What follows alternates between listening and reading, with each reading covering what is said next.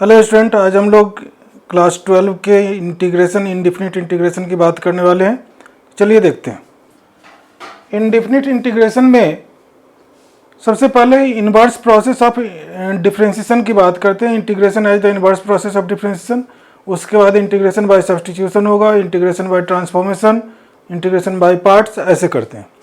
तो सबसे पहली बात कि इंडिफिनिट इंटीग्रेशन में integration as the inverse process of differentiation की बात करते हैं। Integration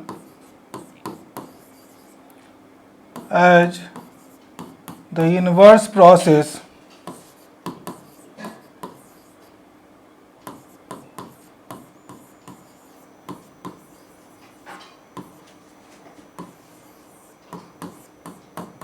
of differentiation.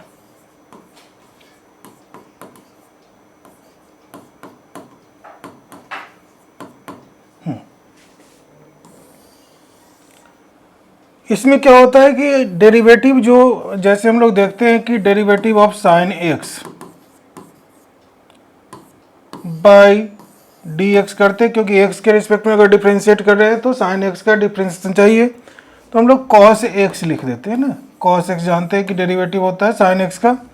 अब इसमें अगर मैं साइन एक्स प्लस 1 करूँ तो भी कॉस एक्स ही होगा, साइन एक्स प्लस 2 लिखेंगे तो भी कॉस एक्स ही होगा, साइन एक्स प्लस 3 लिखेंगे तो भी कॉस एक्स ही होगा डिफरेंशिएशन। तो अगर मैं यहाँ पर साइन एक्स प्लस सी जनरलाइज करके लिख दूँ साइन एक्स प्लस सी तो भी कॉस एक्स होगा। अब इसका क्या होता है कि इंटीग्रेशन हमें करना है तो दोनों तरफ इंटीग्रेट कर देते हैं ऐसे।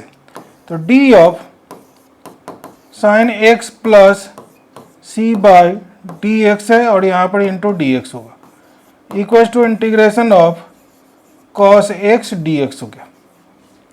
अब आप देखेंगे तो dx से dx एलिमिनेट हो गया, और इंटीग्रेशन डिफरेंशिएशन का उल्टा होता है, इन्वर्स होता है, इसलिए डेरिवेटिव और इंटीग्रेशन एलिमिनेट हो जाएगा। तो यहाँ पर क्या हो गया, sine x plus c equal to integration of cos x d x.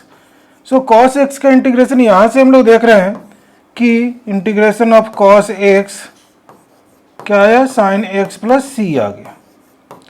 तो यह इस तरह से हम लोग इंटीग्रेशन समझते हैं डिफरेंशिएशन की सहायता से।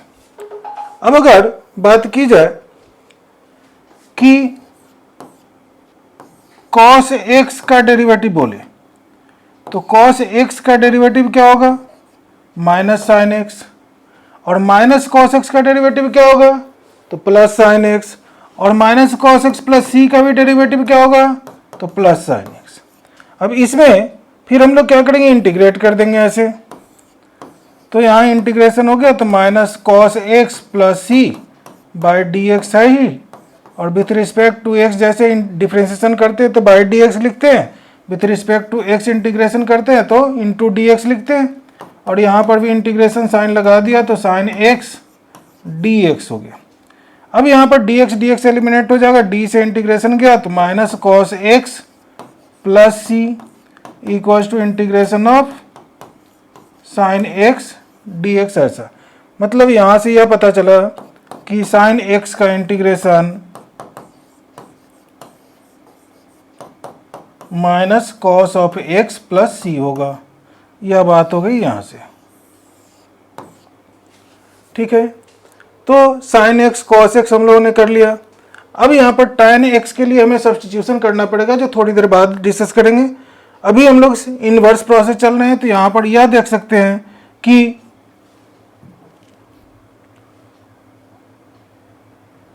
डेरिवेटिव ऑफ tan x क्या होता है। तो डेरिवेटिव ऑफ tan x हम लोग जानते हैं कि सिकांट स्क्वायर x होता है, तो tan x प्लस सी भी होगा तो भी सिकांट स्क्वायर x ही होगा। तो यहाँ से हम लोग यह कह सकते हैं कि देयरफॉर इंटीग्रेशन डायरेक्ट अगर अब लिखना है तो sec square x d x equal to tan x plus c होगा। ऐसे ही अगर बात करें तो since derivative of minus cot x plus c is cosec square x, क्योंकि कॉट एक्स का डेरिवेटिव होता है माइनस कॉसेक स्क्वायर एक्स, तो माइनस कॉट एक्स का क्या हो जाएगा प्लस कॉसेक स्क्वायर एक्स, इसका डिफरेंशिएशन हो गया।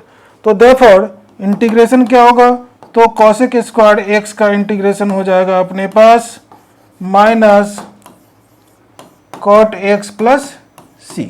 तो इस तरह से हम लोग कॉसेक स्क्वायर एक्स का integration inverse process of differentiation से जान रहे हैं। अब इसी तरह से अगर बात की जाए कि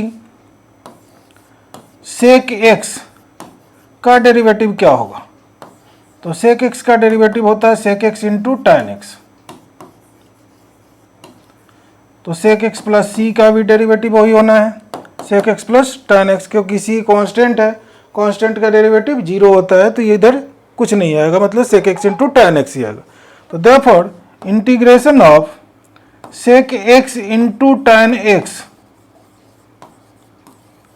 D x is sec x plus c, ऐसा हो जाएगा। तो इस तरह से हम लोग sec x into tan x का भी इंटीग्रेशन देखें तो सेक एक्स प्लस सी है। अगर ऐसे ही बात करें कि derivative of minus cosec x plus c क्या होगा, तो यह होगा कॉसेक एक्स का डेरिवेटिव होता है minus cosec x into cot x. तो माइनस कॉसेक एक्स का डेरिवेटिव हो जाएगा cosec x into cot x. तो therefore cosec x into cot x का एंटी डेरिवेटिव मतलब इंटीग्रेशन ही होता है, या प्रीमिटिव बोले तो भी इंटीग्रेशन ही होता है। तो anti derivative of cosec x into cot x is equal to minus cosec x plus c, ऐसा होगा। ऐसे ही अगर आगे बढ़ते हैं तो हम लोग जानेंगे कि log x का, log x मतलब ln x है, बेस e अंडरस्टूड है, रहेगा ही रहेगा, प्लस सी का डिफरेंशिएशन क्या होगा, तो 1/x होगा। Therefore anti derivative of 1/x dx equal to ln x या log mod x plus c, ऐसा लिखते हैं। यहाँ पर x पॉजिटिव ट्रीट किया गया है इसलिए कोई दिक्कत नहीं, ऐसे log mod x ऐसे लिखेंगे। अगर मैं बात करूं कि e to the power x का डिफरेंशिएशन चाहिए या e to the power x plus c का डिफरेंशिएशन चाहिए, तो यही होता है e to the power x ही होता है, c कांस्टेंट है प्लस में, वो 0 हो गया। तो उसी तरह से अगर एंटी डेरिवेटिव करें तो e to the power x dx equal to e to the power x plus c होगा। तो इस तरह से कुछ फार्मूला हम लोग देख रहे हैं, ये सारे फार्मूला में यूज होगा। अब अगर देखें कि d of x to the power n plus 1 by n plus 1 plus c divided by d x अगर है, तो यह क्या हो जाएगा, हम लोग डेरिवेटिव जब करते हैं x to the power n का तो पावर मल्टीपल में आता है और पावर में से 1 सब्ट्रैक्ट होता है।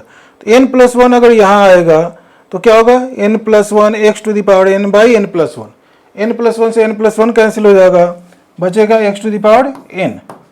तो therefore anti derivative of x to the power n is x to the power n plus 1 by n plus 1 plus c, ऐसा होता है।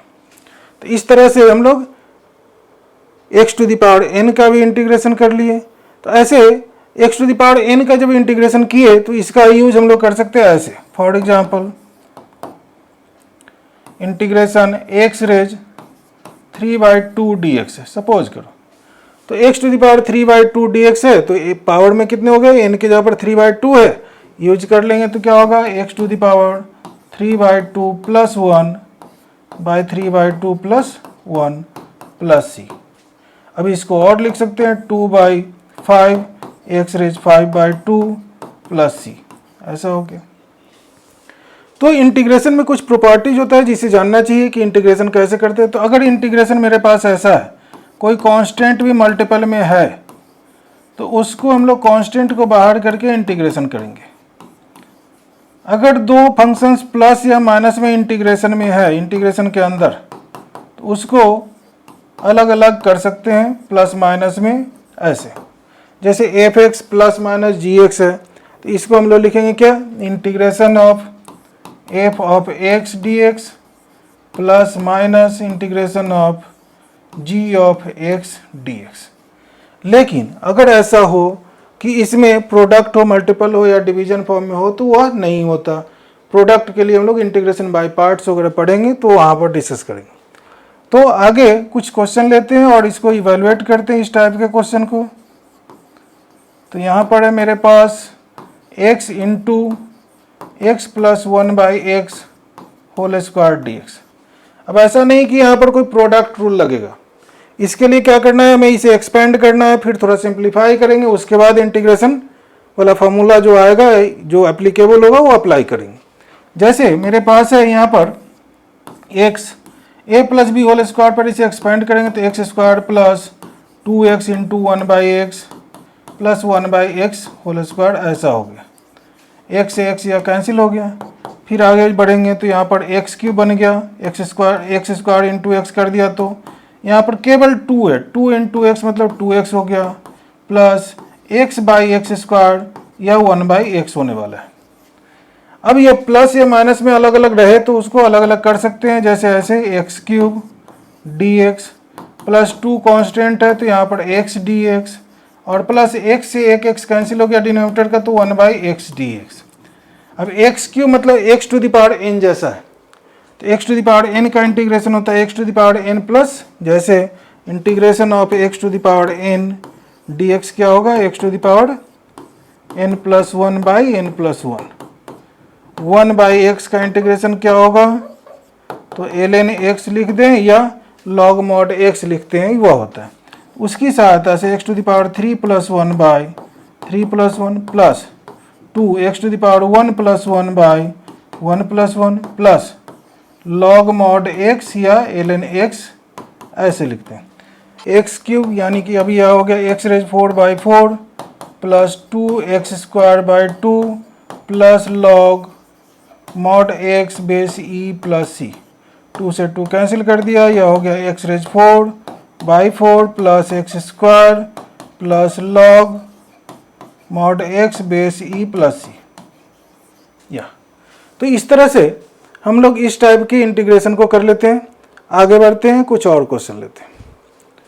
अब एक क्वेश्चन आता है कि e टू द पावर, एक फॉर्मूला होता है e to the power log x base e equals to x।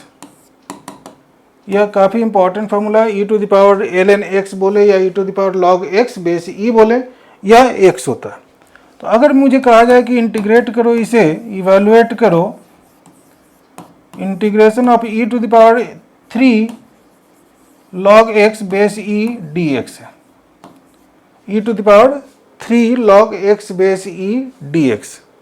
अब इसको इंटीग्रेट करना है तो इसके लिए क्या करेंगे हम लोग, पहले इस 3 को हटाएंगे, जब तक इस फॉर्म में नहीं आएगा तब तक इसको ऐसे लिख नहीं सकते। इसके लिए हमें क्या करना है, तो log m to the power n log m होता है, उसकी सहायता से इसे log x cube base e कर दिया dx। अब एग्जैक्ट यह इसी फॉर्म में आ गया, e to the power log x base e x होता है उस फॉर्म में, तो इसको यहाँ पर क्या लिखेंगे, x क्यूब, और x क्यूब हो गया और यह dx। अब x क्यूब मतलब x to the power n, और इसका इंटीग्रेशन हम लोग जानते हैं कि x to the power n plus 1/n प्लस 1 होता है, प्लस c मतलब x raise 4 divided by 4 plus c ऐसे लिखते हैं। ठीक है, एक फॉर्मूला और हम लोग यहाँ पर देख सकते हैं कि d of a to the power x by dx equals to a to the power x into log a base e होता है। तो उसकी सहायता से अगर मैं बोलूं कि d of a to the power x by log a base e, अगर ऐसा लिख दिया, प्लस c भी डाल देते हैं, तो यहाँ पर क्या होगा, यह होगा a to the power x ही केवल होगा, क्योंकि यह तो इधर आ गया या log a by log a cancel हो जाएगा, इसलिए ऐसा हो गया। तो अगर मैं इंटीग्रेट करूं इसका, तो a to the power x dx equals to क्या हो जाएगा, a to the power x by log a base e plus c। इस तरह से इसका इंटीग्रेशन होता है। तो अगर मेरे पास ऐसा ही कुछ क्वेश्चन आ जाए कि इवेलुएट करना है मुझे, और यहाँ पर है a to the power x into e to the power x dx। अब यहाँ पर कोई प्रोडक्ट रूल नहीं लगने वाला, दोनों की पावर सेम है तो होल पावर में कर लेंगे। और होल पावर में कैसे लिखेंगे, तो a into e whole power x कर दिया। अगर यह ए ई को के मान लिया जाए तो यह के टू द पावर एक्स हो गया, और के टू द पावर एक्स मतलब ए टू द पावर एक्स जैसा हो गया। तो इसको हम लोग क्या करेंगे, k to the power x by log k base e plus c. अब के क्या है, तो a e whole power x by log a e base e plus c. तो इस तरह से हम लोग इंटीग्रेशन, बेसिक इंटीग्रेशन को कर सकते हैं। तो आज के लिए इतना ही, फिर मिलते हैं अगले क्लास में।